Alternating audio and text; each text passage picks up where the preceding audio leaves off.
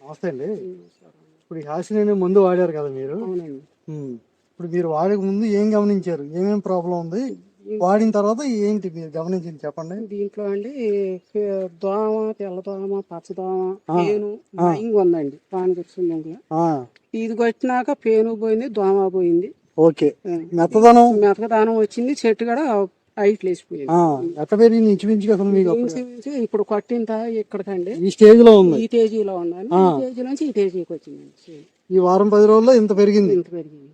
చెట్టు సగం నుండి రెండింతలు అంత పెరిగింది 10 రోజుల్లో. క్వాలిటీ కూడా మీకు ఎట్లా అనిపిస్తుంది? క్వాలిటీ అప్పుడు నేను కొట్టేదానికి కొద్దిగా ఎరుపు మీద ఉండిందండి. కొట్టినాక ఇట్లా మంచి పచ్చదనం వచ్చింది.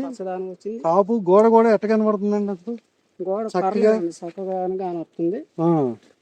పెరుగుదల కానీ అన్ని రకాలు కూడా చాలా బాగుంది. మనం గమనిస్తే ఇవ్వండి, ఈ స్టేజ్ నుండి ఈ 10 రోజుల్లో ఈ సగం నుండి సగం పైన పెరిగిందండి. ఇది ఆశ్ని దీని తాలూకు రిజల్ట్. ఇట్లా. మీ పేరు సార్?